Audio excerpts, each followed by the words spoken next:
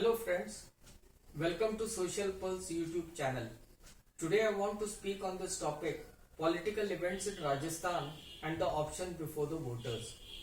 In this video I want to discuss the 4 steps which if taken can put a stop to all this horse trading in the state assemblies. Now what are these 4 steps? First is maintain status quo ante of election results. Second is adopt winner takes all policy of the US system. Third is remove money power from politics by enabling state funding of elections. Fourth is ensure public activism in politics by adopting the US system of primaries and caucuses. So let's deep dive into the subject to discuss these 4 points in length. The destabilizing of state governments in Goa, Manipur, Uttaranchal, Karnataka, Maharashtra, Madhya Pradesh and now brewing in Rajasthan points to how people's verdict can be changed post-elections. And if this continues in state after state, there will be no sense in conducting elections for the state assemblies or the center. Because the people's verdict can be changed post-elections. Parties can then decide on horse trading of legislatures to change the demography of the state assemblies post-elections, which will ensure their rule in the state. This would be very easily possible by powerful parties who can then afford to use all their financial and administrative powers at their disposal to change the verdict of the voters. These are very serious political events in Rajasthan and all citizen-centric groups and opposition should unitedly oppose to put a stop to this practice of horse trading. Since election results, which is basically the people's verdict, is sacrosanct, the elected representatives should not be given this option of defection or changing their parties post-election.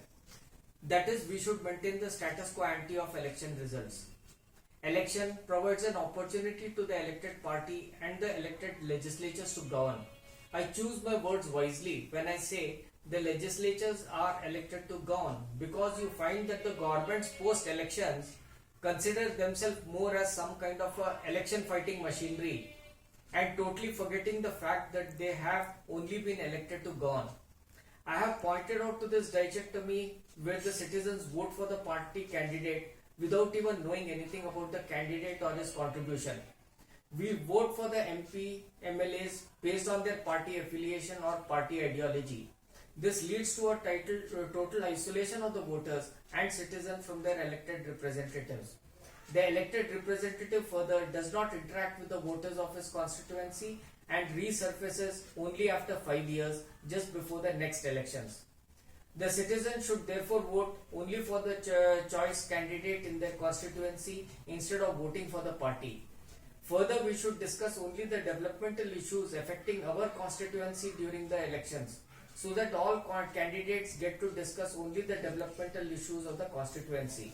And the incumbent candidate will be able to highlight the developmental work carried out by him or her during their tenure in office. I have therefore given this suggestion of adopting the primaries and caucuses method of selecting party candidates as is practiced in the US election system.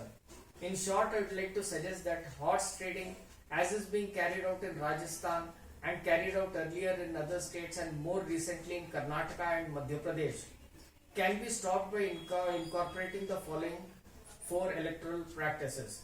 First, maintain status quo ante of election results. This can be incorporated in the following 3 ways. First is, judiciary can take suo motu cognizance of the political situation in Rajasthan and demand a status quo ante of election results. This will, however, require the pro-activism of the judiciary. Otherwise, we can adopt the winner takes all policy of the US electoral system, which ensures that any party which wins in the state takes over all the seats of the state assembly. This ensures that the party which wins the election rules the state and is free to enforce any of its developmental issues without opposition. Further, all such issues of horse trading etc. will vanish as the party which wins the election bags all the seats of the state assembly. There is no doubt that the political horse trading in Rajasthan can stop provided we put a stop to money power in politics. And this is possible only if citizens demand state funding of elections. The events in Rajasthan points to a large-scale political corruption horse trading of MLAs, and vast sums of money changing hands. So, as citizens, we should demand state funding of elections, which will in turn lead to removal of money power from politics. However, this suggestion has to be accepted by our elected legislature and election commission. I hope the people realize the virtue of this suggestion and unanimously demand state funding of elections. To enable public participation in selection of party candidates for constituency, we should adopt the system of primaries and caucuses of the US electoral system for choosing the party candidates to represent our constituency. This will ensure election becomes a more decentralized process and throws up party candidates who represent the will of the constituency and are accountable to the voters. I had in my earlier video 7 steps to rooting out corruption from politics also mentioned some of the above steps.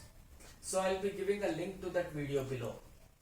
I hope you find the above suggestions both useful and practical. This will however be taken up by the political parties only if we circulate, distribute and widespread this idea. I hope you join me in this effort, and let's all hope that we are able to give ourselves a politically system free from corruption and money power. Thanks for watching. Thank you.